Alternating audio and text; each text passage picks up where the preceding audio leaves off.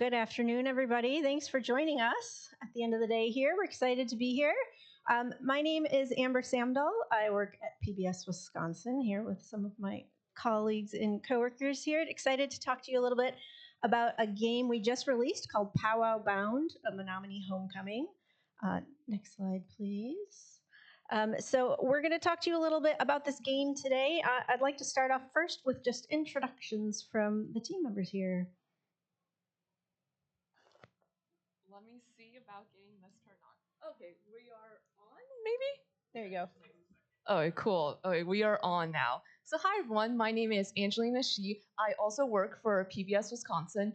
My official job title is interactive media producer, which means I make all sorts of interactive content, whether that is video games, websites, or virtual tours. And as for the producer element of it, that's technically what I'm doing, but I also, because I am the entire interactive team on PBS Wisconsin, I end up doing a little bit of everything. Yeah, it's nice to meet you all. Also, Newisman Jacob Schwitzer. Hello, my name is Jacob Schwitzer. I'm a first descendant of the Menominee Nation in Wisconsin. I'm also a software developer and game producer for Nebraska Public Media and the co-producer on this project with Angelina. Yeah. Poso, everybody. I'm Justin Judd Goth here.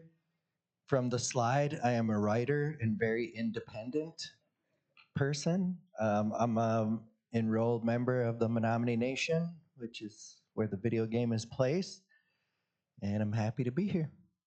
And I was the writer on the project, so I just kind of typed a lot what these guys told me to do. But, yeah. And a whole lot more, which you will hear all about today. So next slide, please. So you might be saying, okay, why is public media? Why are we talking about games? Who are you all? So when you hear public media, this is kind of the big content that you think about. PBS Kids, NPR. That is all part of our public media system. So of course we do TV shows, we do documentaries, we create content for kids, audio, podcasts, all sorts of things.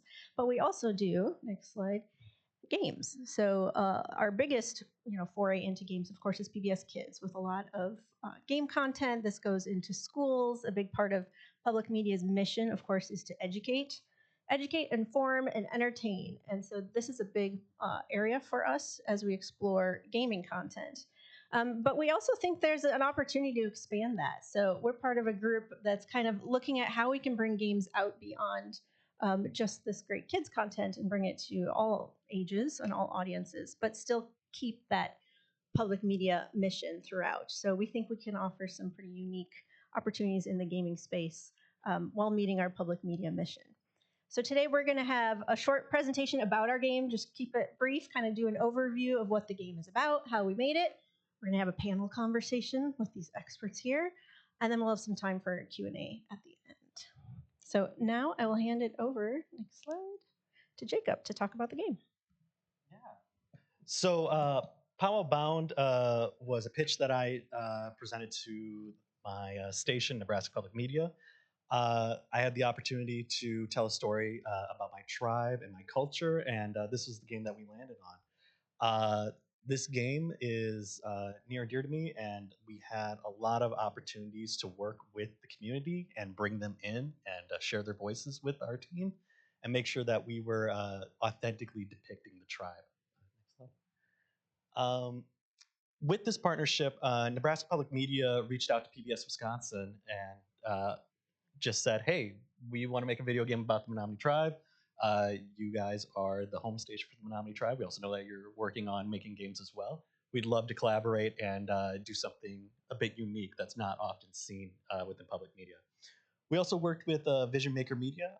They provided funding for the project, and they were very helpful in bringing me up to speed on how to produce. I'm a software developer by trade, so this is very much welcome training to learn how to do this. Yeah. So the game is meant to showcase the culture and traditions of the Menominee tribe through stories set at our annual contest powwow. We wanted to create a game that was modern and depicted the tribe as they are today, not something set in the past or something fictional, completely fictional. We wanted to make sure that we could have Menominee folks look at this game and say, hey, yeah, that's us. That's what we look like. That's how we act today. And that was very important. Um, so to kind of give you a sense of the game, here's the trailer. PBS Wisconsin and Nebraska Public Media present Powwow Bound, a Menominee Homecoming, a narrative-driven, web-based adventure game. Step into the life of DJ as she embarks on a journey to reconnect with her Menominee heritage. Experience the Menominee Nation contest powwow through DJ's eyes. Feel the energy of the powwow. Learn about dancing and test your rhythm. Practice your photography in a captivating scavenger hunt.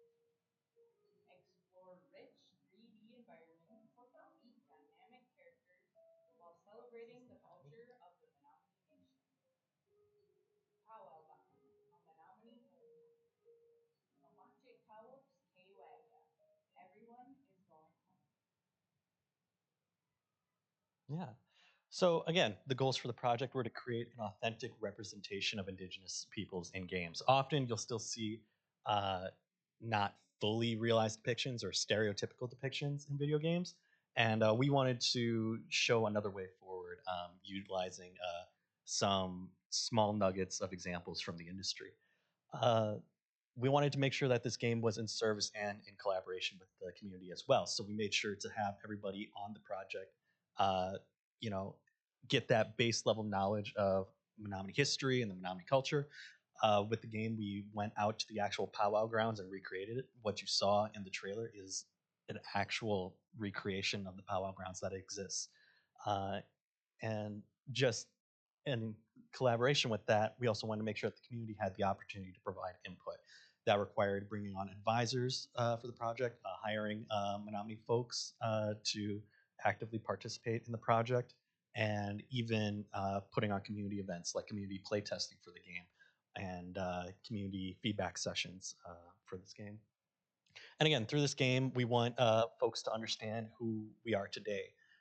We want them to enjoy gameplay, and while enjoying that gameplay, get a sense of what the tribe is and what they're like. And also, we want them to form deep connections with our characters through the story that Justin written. Next slide. So the key component that we had here in maintaining cultural authenticity is hiring on Menominee advisors, folks from the community that were experts in several cultural or knowledge, uh, specific knowledge keepers. So this required, bringing on a beadwork advisor, a woodland floral art advisor, being able to license that art from them, make sure that they were being uh, paid fairly for us utilizing that within the game. We also had language advisors come on and help us integrate the Menominee language in the game through our narrative. And being that it's set at a powwow, we also had 2 dance advisors come on where we actually captured them doing dances and recreated that through game animation as well. So we had a lot of folks from the Menominee tribe come on and provide feedback and actually become integrated within the team. Uh, and to cap off the entire development of the game, we launched the game at the actual powwow so that folks could come and see the game where it exists. We had a lot of folks come and be stunned at the fact that there was a game even about the Menominee tribe being made. And we got a lot of good feedback and a lot of positivity from folks. I could talk on and on about how that powwow went, but we do have a video with some of the reactions there.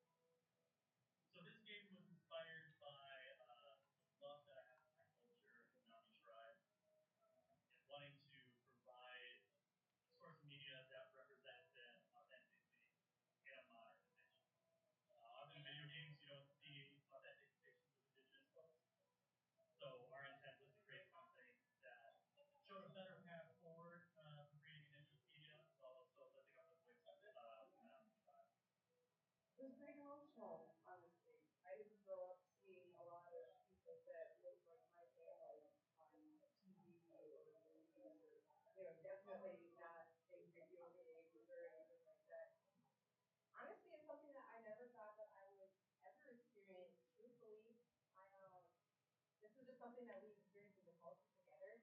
So to see us in a video game, our powwow and our like reservation being represented in such a great way, in a positive way, I love it. My kids and my little young cousins and all the Angelina, we're going to be able to play a game where there's people that look like you, people that look like your family, and people that sound like you, and talk like you. What I love is that I'm seeing the Indigenous and kids are saying, "Hey, that looks like my auntie," or "That I know that person. I've been there." Like it's kind of you get to walk around the tower and with you. It truly just makes my heart happy. That's why I had to bring these guys because I was just so amazed that we have a video game of our land with the bowl. It's a big thing, it kind of makes you feel, seen and represented. I had so much fun.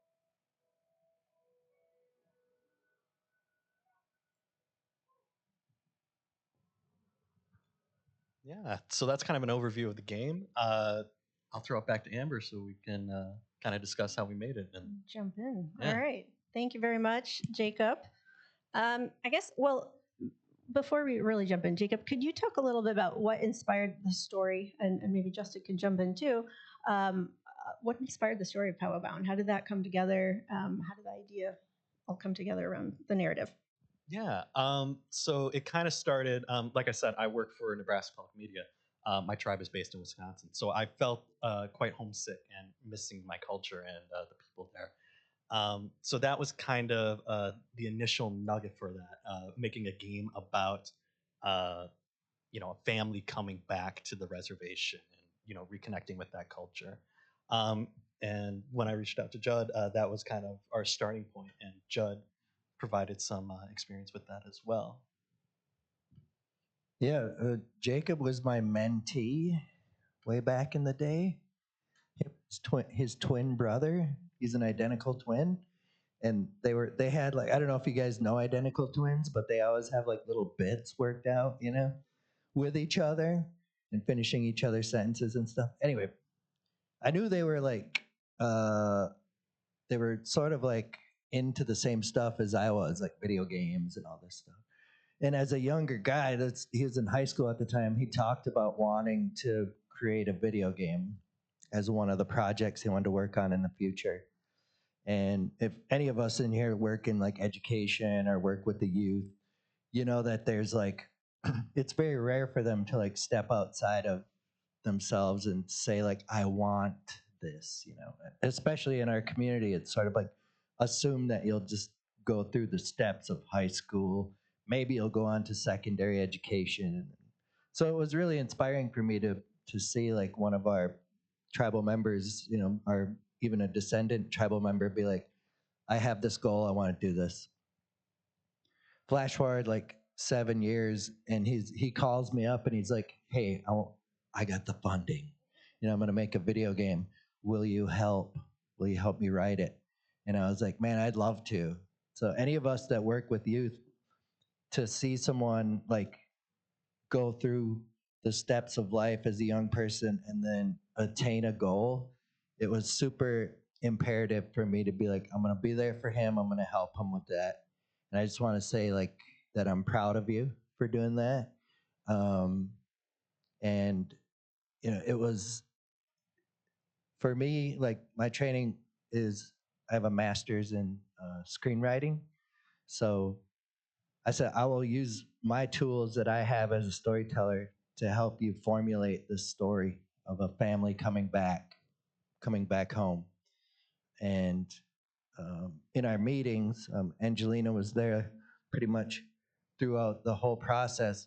It was awesome to have multiple perspectives brought into those writing meetings, because the story of a family coming back, like an urban indigenous family, is a super specific thing.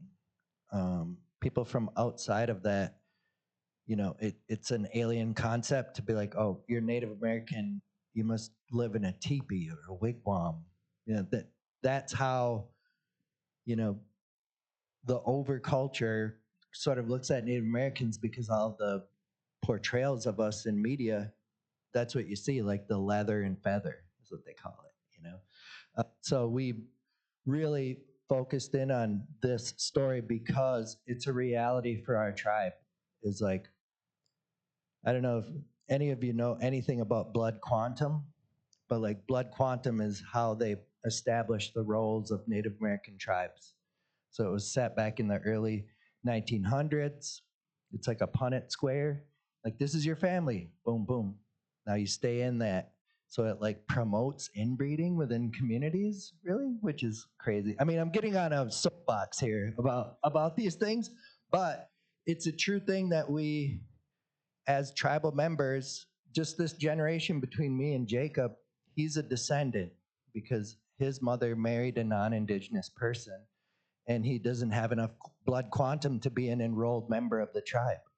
So this is a reality that our people are dealing with, and not just Menominees, but every tribe is dealing with this. So I thought, what a great story. Let's tell it in a captivating way so that our young people can look and see, like, it's not just our family going through something like this. You know? So yeah, long story longer, I guess. But yeah. I think that's a great context setting. Can you maybe talk a little bit about what the narrative ended like, or what the journey was from, you know, these goals and these high level goals and the stories you want to tell? What did it look like as it kind of transformed, and what is the final narrative and how it ended? Yeah, well, it started off, again, trying to create a game that showcased a community, which is, very important. It's something that we're able to do as game developers. We can show our own stories, we can tell our own stories through this medium because the medium is becoming more democratized. Um, but yeah, starting off, we created this long, winding tale about a family coming back, discovering their mother's history with the dance circle and the fact that she has left that dance circle, and working their way towards bringing her back into that. And there was what we had a whole powwow weekend planned. Yeah, Yeah, it was huge. The idea was really big. yeah. It's probably an 8-hour game. Sure, yeah. Like our blue sky sessions were like big sky country, man. It was really open. We had dozens of characters in mind to represent different archetypes in our community and stuff like that. Sort of got distilled, sifted, and winnowed down to what we see here. But yeah, it was a really ambitious reach when we first started in that blue sky territory. Yeah, so we had to do a lot of scope cuts with the narrative and with the gameplay to get it down to something manageable for two public media stations to make. So the game ended up being about 30 minutes to an hour, depending how much narrative you dive into. But we really got to the heart of the story, which was that story between the mother and the daughter. And the daughter seeing the mom's relationship with her culture and trying to help heal that over the course of this powwow weekend. And yeah, I think that's the most important element that we ended up landing on. Yeah, it was great because we talked a lot in our writing meetings about the specificity of our community, and a lot of our like slang made it into the game. So it's real. There's like overall, I don't know if anyone watches like Reservation Dogs or any of the media that's come out about Indigenous people. There's like sort of like overarching things that are true about Indian country on the whole continent. And then there's like the specificity of specific communities, which is sort of what this level is right here. It's about this one specific community, which is great because the closest I saw before that was Never Alone, the game Never Alone from years ago, which is a great platformer and super.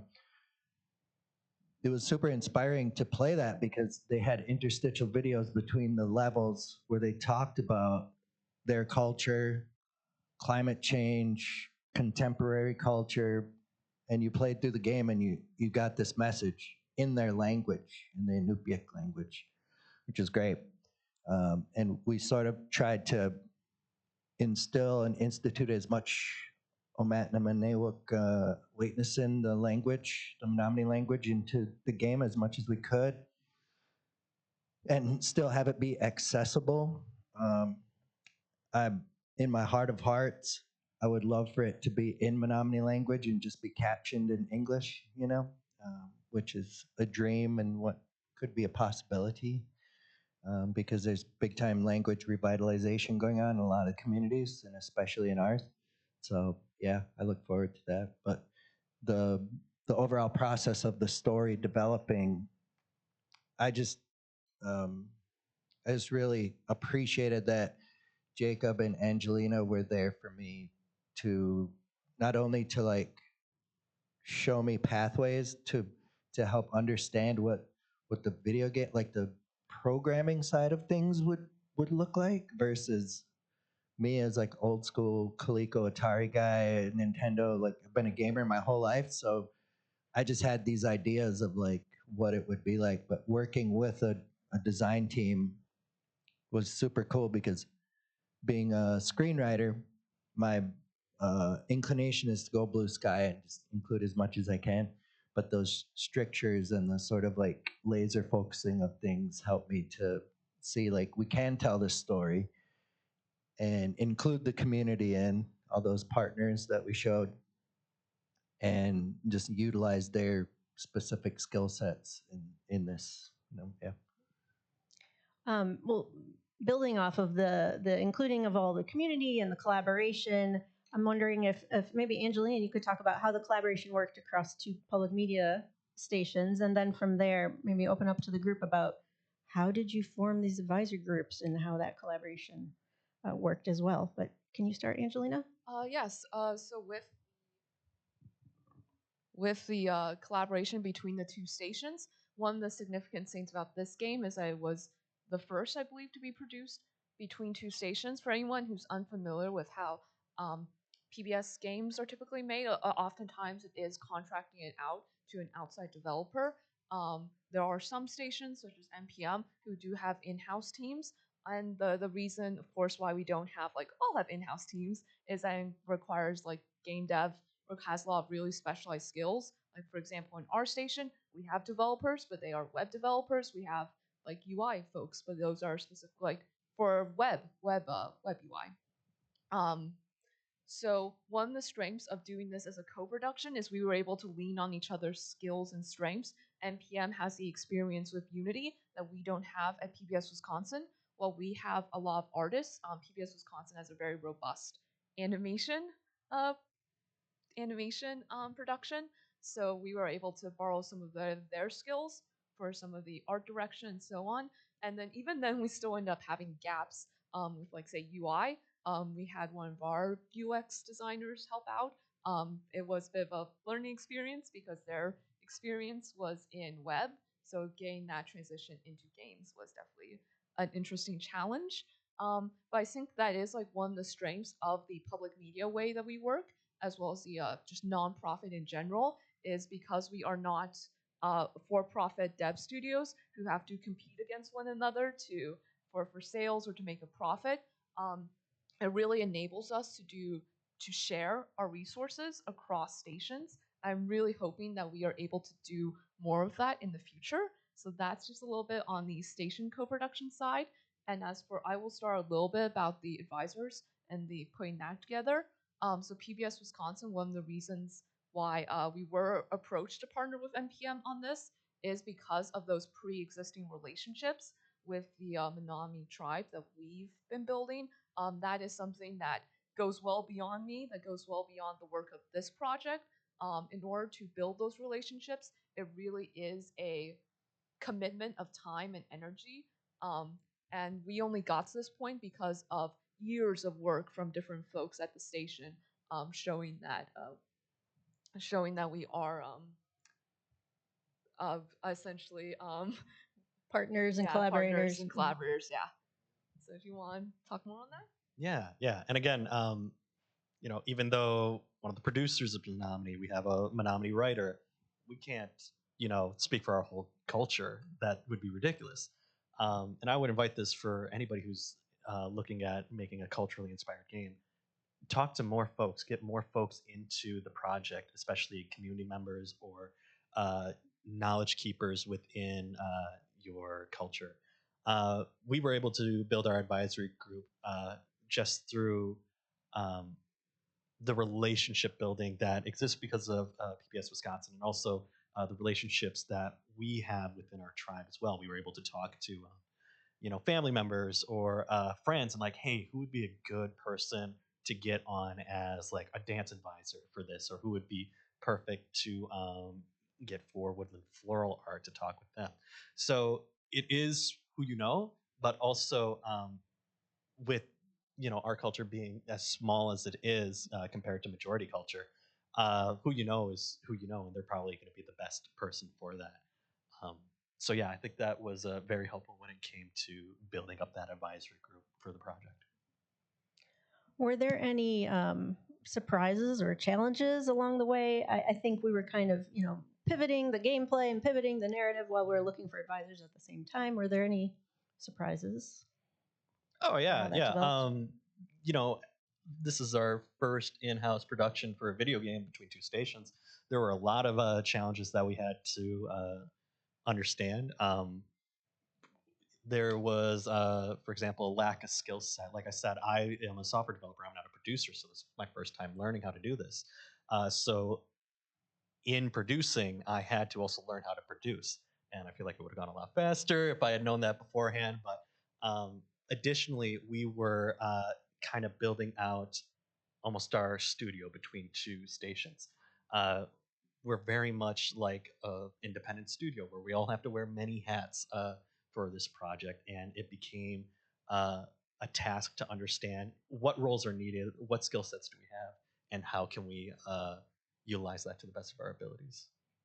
One thing I will point out is that similarly to how you want to playtest early, you also want to go to your advisors if you that you were able to get, hopefully, and go to them early as well, as there were definitely things that we wanted caught early on before we ended up actually showing it to the general public. I know Judd will be able to talk more about this, changes to the story in order to reflect the cultural attitudes towards dance. Or other things that we end up identifying as not as much issues, but definitely things that needed to be adjusted or taking extra effort on. For example, one of the things that you will notice in this game is that we have two characters in regalia. Is not appropriate for us to just simply take a piece of regalia that already exists and reproduce that one to one in our game. So when we had to take some extra effort to go to our advisors and ask essentially like how we can tackle this. And one of our advisors was actually very kind and was able to design a custom pattern for us, a custom applique pattern for us that we could then use to on all of our characters' regalia to make sure that we were creating something unique and not simply reproducing what already exists for someone else. Yeah, I'll just say it was sort of like I'll quote the Wu-Tang Clan philosophy of all in together now. It was a lot of like phone calls. The woodland floral artist is my cousin Alex Goki Manor, and he was sort of the mentee to my dad, who was an artist in the community. So it was a multi-generational effort in that, and it was the one of the sort of bottlenecks for that was like he does not use computers. So he had like hand drawn stuff that my grandmother, it came from like my grandmother's applique stuff also and her floral work. So it was very much like a a family affair when it came to that. I was talking to his daughter and son and being like, make sure your dad calls these people back. So sometimes the challenges were super, you know, the stumbling block was people won't answer their email or call back within the community because you have to run into them at the gas station to remind them that check your email, So the sort of like it's great that you guys talk about the relationship between Wisconsin Public Television and the tribes in Wisconsin because it's a real thing. And my dad was a production assistant on a WGBH Boston special in Wisconsin on the reservation called "And the Meek Shall Inherit the Earth." It's on YouTube. It's about the Menominee termination and restoration. Actually, it was just during termination. So it's like the federal government said, "Hey, guess what? You're not Indians anymore. You know, you're now the poorest county in Wisconsin automatically. And we're going to shut down your hospital because your door frames are too tall. Good luck."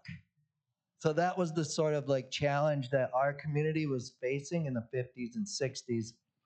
And we eventually got restored by Richard Nixon.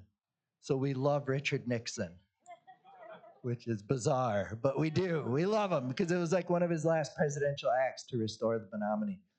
So it's a multi-generational thing for me. When I found out it was Wisconsin Public Television, I was like, hell yeah, I'm all on board to do that because there's a history. Like my dad was a production assistant on this little but very culturally and community important documentary that happened.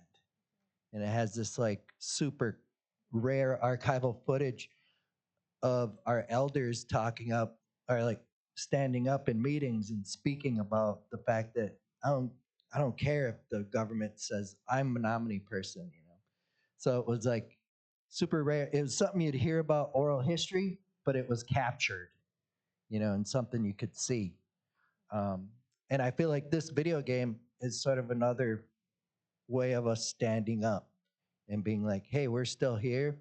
We have this amazing land. We have this amazing culture to share with everyone at our annual powwow. And that those testimonials like speak really deeply to me because it is true. Like there was in media, leathers and feathers, folks. It was 7th Cavalry killing us over and over again. And we weren't even woodland Indians. It was just plains Lakota Indians, right? For those of us who are old enough to remember that. And it's insidious, the sort of like the way the media plays with the people. I know that we deal with that a lot now, but Native American people have been dealing with that for decades and decades and decades, man. It's insane. So seeing something like this, like when those 3 girls in the testimonial said it was something that was positive about our community and our culture, and that made her feel really good. And what else is there in gaming than the joy and the way it makes you feel so good to play a game? To game unstructured, like our elders talk about, the healing happens through movement, color, and sound. And that's as simple as it is. And what is gaming but movement, color, and sound? And you're taking it in and you're processing it. So yeah, that's about all I have to say about that. But That's beautiful. yeah, it's super important thing that happened. And it just sort of like is like when you're walking in the woods and you see a like a weird mushroom, you know? That's what this game is like to me. It's like this like strange thing in this whole field. Like we came to this conference and I was like, wow, this is what my cousin would have called a big shit deal, you know? Like this is a big deal, man. I didn't know what I was walking into.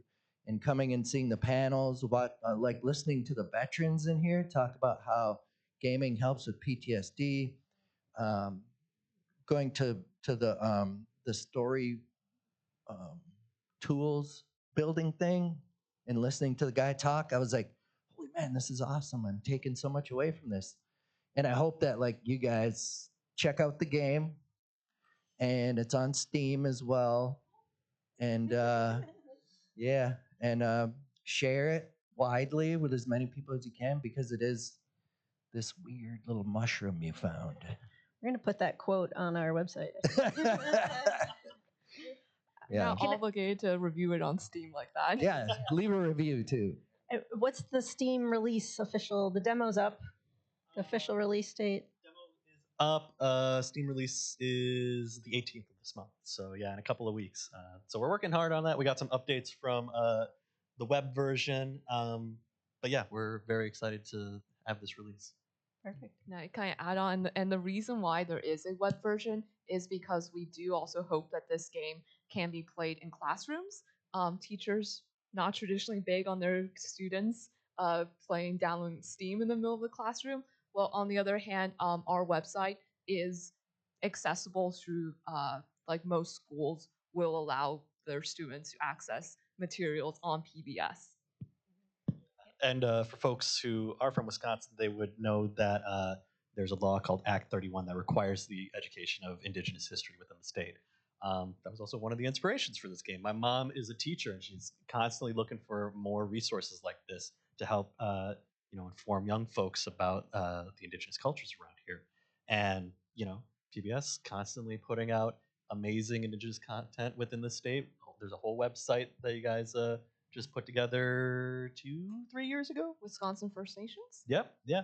And the hope is that this can be a readily, easily access tool for those students to, get excited about learning about their state history and also have a fun experience of learning about cultures besides their own. Including educator resources for teachers to use in the classroom too, right? Yep, there is an educator's guide. Yep. All right. Well, I think we're getting close to time, but any questions from the audience? Yes, over here. I think we have a microphone coming your way. Hi, thank you so much for presenting.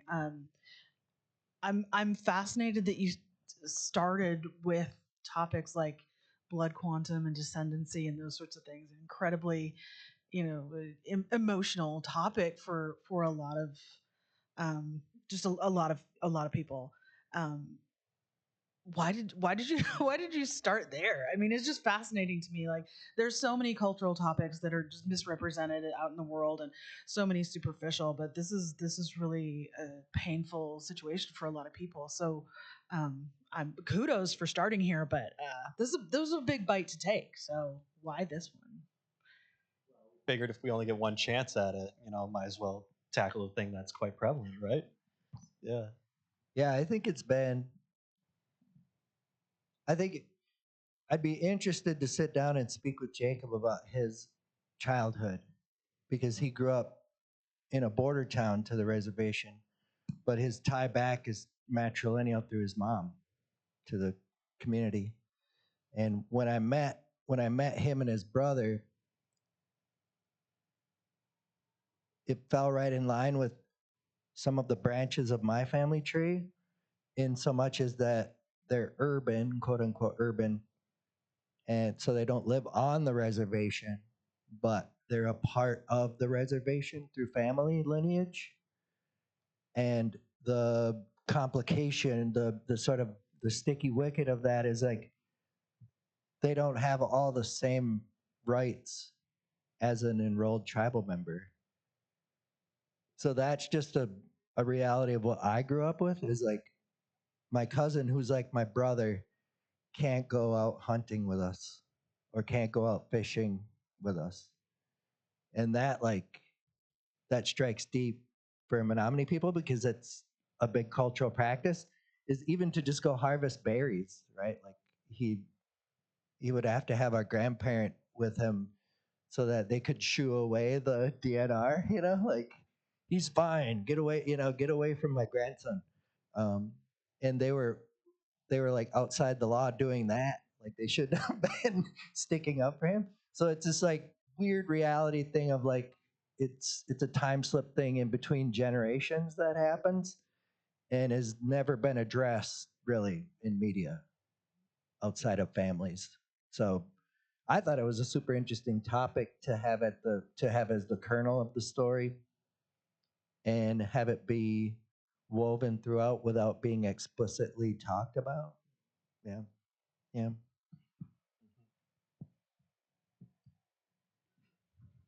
Any other questions? I kind of hate to ask this question. Sorry, that's like a really bad way to start out. But I guess like thinking about like widespread nationwide budget cuts to organizations like PBS. My mom's also a teacher, and I'm just thinking about like education and kind of trying to maintain, projects like this, which help kids learn, anyone really, but especially kids learn about, incredibly important things through like a kind of a fun and interactive manner.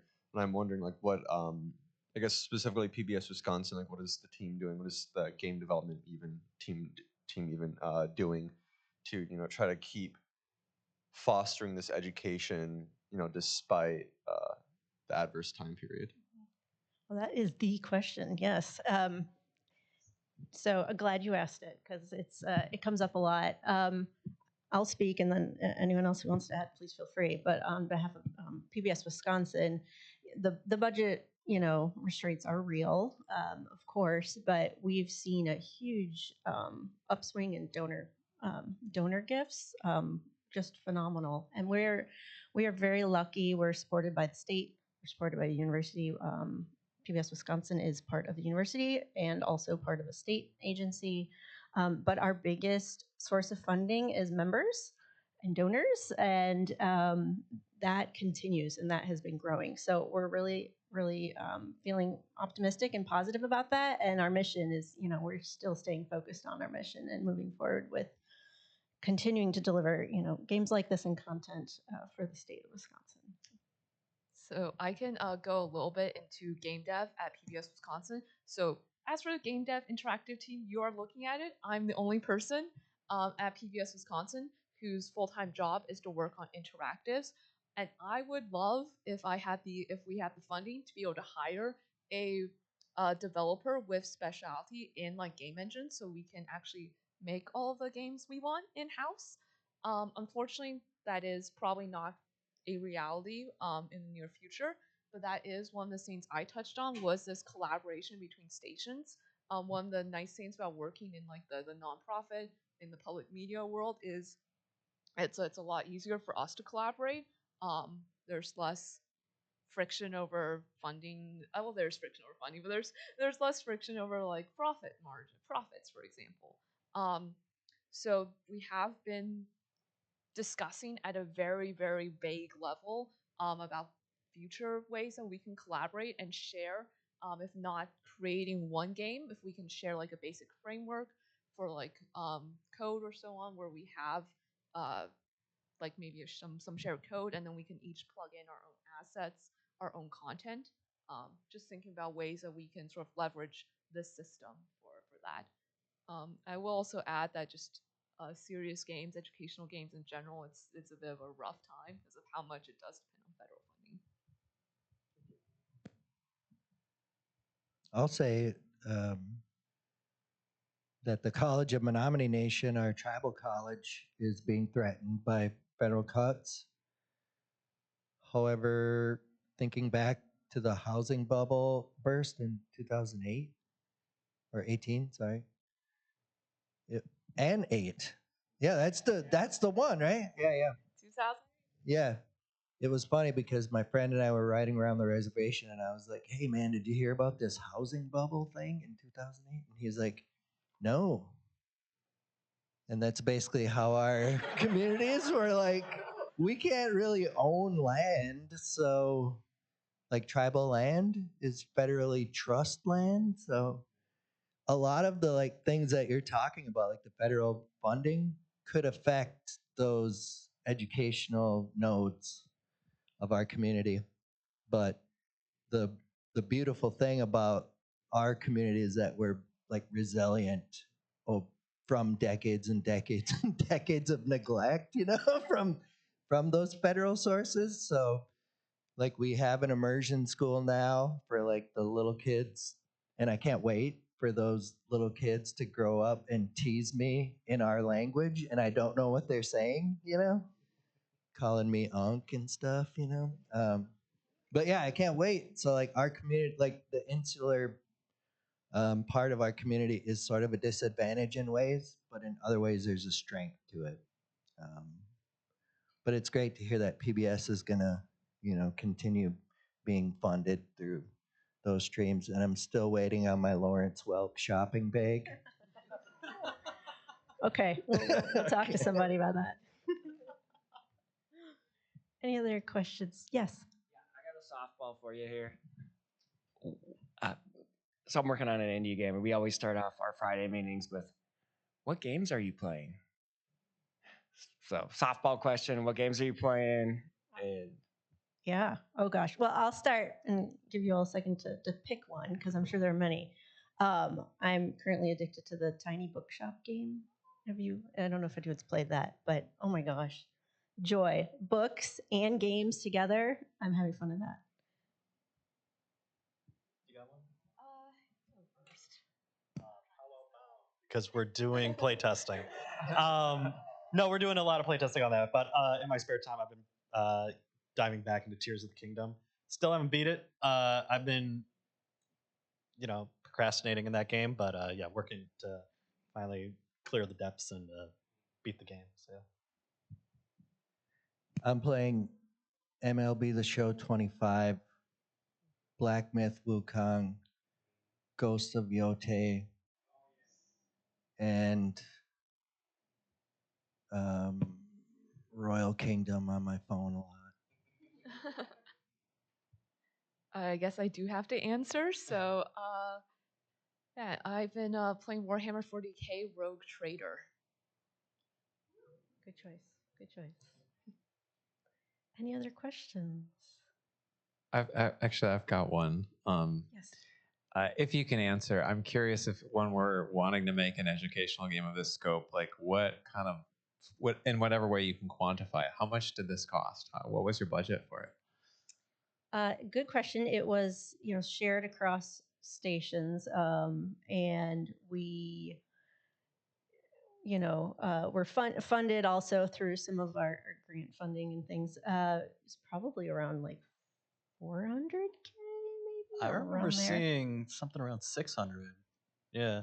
We but haven't shared our final budgets with we what have it not. ended. Yeah. No, but it was funded equally between both stations. So we split the costs evenly because, it's a co-production. We wanted to make sure that it was 50-50 and fair. So What was the input from Vision Maker? Vision Maker Media gave us, I can't remember if it was 25 or 50. I think it was 25. I think it's 30 all in. Yep. Yeah. And then PBS Wisconsin got $5,000 for mentorship. Yeah, that's right. Yeah. Thank you. So over here. We'll take two more. So I came onto a project that was an educational game, and I kind of hated the game, to be honest. I thought it was really preachy and annoying, and I'm glad for the experience. It was good, but I wanted to ask, like, how do you go about, or how did you all go about in this, making something that genuinely connected with, like, the young people you were trying to reach? Before you answer, I'm just going to say that what you mentioned at the beginning about one of the primary goals was to make sure it was fun. And that was something we returned to a lot, but you can talk about specifics. So technically, this is a general audience game. We did not approach it with being educational at all. We backloaded the educational content in, which I don't think your education team was too excited about until yeah, it worked out. But yeah, I would say gameplay first is always going to be your best bet, especially even though you're building around educational content. But I'll let Angelina speak. Yeah, for anyone who hasn't worked on educational game, when you're creating a game specifically for classrooms, there's typically very strict educational standards that you need to hit in order to make sure that it is, it is fit for hitting all those things that teachers are required to be teaching. For us, since as Jacob mentioned, we backloaded some of the educational content in. It does allow us to not be as strict with how we are hitting those standards, because that is not our primary goal. The idea is for classrooms, the way that I believe we are seeing this being used is it is like an additional supplement or something that teachers can pull out as a reward for their students if they did a good job this week and they have an extra 15-20 minutes to play a game, or if they're talking about the talking about these issues in class, having that as an additional supplement that teachers can point to. So that does, I think, help in terms of like the preachiness, as you would say. I would add also our education team does work in classrooms, and the way they've developed their content is often with teachers around the state, and they spend a lot of time in the classrooms with kids, watching them play things and going, oh, okay, the kids are falling asleep here and they've stopped listening over here, or they didn't learn that part. And so there's a very heavy iterative process, especially when working with kids, to make sure it's still interesting. I will also add really quickly, the other thing with like is like we try to avoid like directly like defining things, like adding definitions into the narrative. So like we never were like, and a powwow is a like with that very clinical definition, which did cause some issues at the when we were testing the game, because not everyone knew what these topics were, so we had to figure out a way to work it in naturally without sounding like we were reading a dictionary definition off them. Yeah, so we just made a glossary instead. So if you want your dictionary definition. I come from the old days, so they had a Apple Macintosh 2 in our library, and we would have to play clam bake, and it was basically Pac-Man where you had to solve math arithmetic to make him move and stuff. So you would have to do that first, and then you got to play Oregon Trail. And that was like, that taught me more, really, Oregon Trail did, through reading.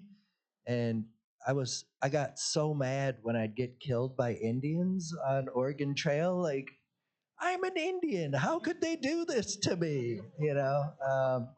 And dysentery took me out a lot too. But yeah, so when we designed the game, it was like I was like totally thinking about Dance Dance Revolution and sort of those timing games when we came up with the dance game. I was like, and what would be awesome is if we put woodland floral designs when you did really good, you know, like, so those kind of like little Easter eggs in there, really trying to make it fun. Yeah. Yeah. I think we had one last question up here. Is that right? So obviously you guys are gamers, and I was just thinking now about a behind the scenes I watched one time about Assassin's Creed 3, which does have a character who's half British, half Mohawk. And during the development, talking about gameplay, they discussed several aspects of life back then. And one of the things they actually talked about that they took out from the game was the main character had the ability to scalp enemies after you defeat them. And you know they took that out because they wanted to have a, you know, they didn't want to alienate other players that are not from the tribe and who would not understand the meaning of it. And so what I was thinking is, was there anything in your game that you, obviously it's a more modern depiction, but was there anything that you thought we should not put this in the game because we want to do a more optimistic representation of our culture? And it's interesting that you mentioned Assassin's Creed 3, because that kind of inspired the process of going and getting advisors, because they did that same system. We just kept them more integrated into our project than they did, and kept them on longer. So I like that you mentioned that. We did run into some issues of elements that we couldn't put in, but we caught them early by talking with our cultural advisor, who we brought on early with the project. There were issues with the way that we approached communication around female dance regalia, and the way that that has to be handled in game. The fact that we have a female main character assisted with that, but originally we had a male character handling that female regalia and handing that off to the female main character. Cultural advisors like, no, not at all. But we were able to catch that early through our advisors. Judd, you perked up during that as well. Yeah, it was awesome that Jennifer got involved, because I was a powwow dancer when I was a kid, all the way up until the passing of my father, and then the practice from families would be to take a year off from dancing and basically mourn, grieve, and then come back to it. I never got back into it for various reasons, but my cousin Jennifer, who's was pictured. They brought her on as one of the advisors, and um, that was her note for that. And it was something that I had no insight into because like I had been out of the game for so long with that. But it was like, yeah, that makes sense for what I know. So it was definitely like the all in together now philosophy was like, yes, that rings true for me. There were certain little things that we put in the game that were like teachings from generations back that made it in. And those are sort of things that are like safe to share, I guess you could say. Um, but it definitely was sort of like a cultural minefield at times to think about like, what do we put in there? What do we not? When Angelina talked about the applique that was created for the game, that was awesome because like certain families have certain patterns that they use, and like to throw that up on the screen would be like really disrespectful to that family and not talk to them, and just have like a carbon copy of that regalia would be really bad. So those are just sort of the steps that we walked, like we followed in um, the footsteps of like elders and cultural people, culture keepers in the community to help us. And I was so happy that we got Myron Pywasset Jr. to include Smoky Town drum music into the game, which is like, I don't know, they're a classic powwow drum from like the 60s, 70s. It's like getting the Rolling Stones. Yeah, it's basically like getting a super legendary, like a super group to include their music in. And early on, like in our Blue Sky stuff, like Jacob and I were talking about, like, oh, we could bring in like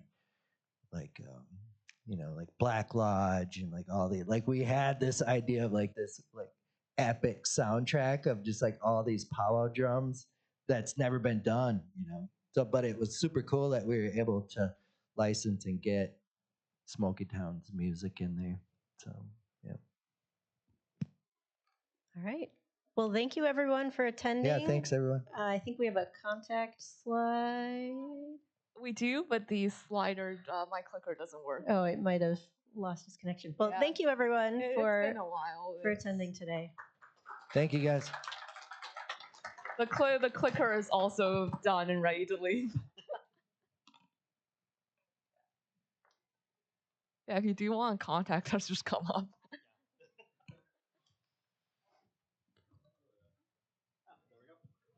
Oh, or you can scan.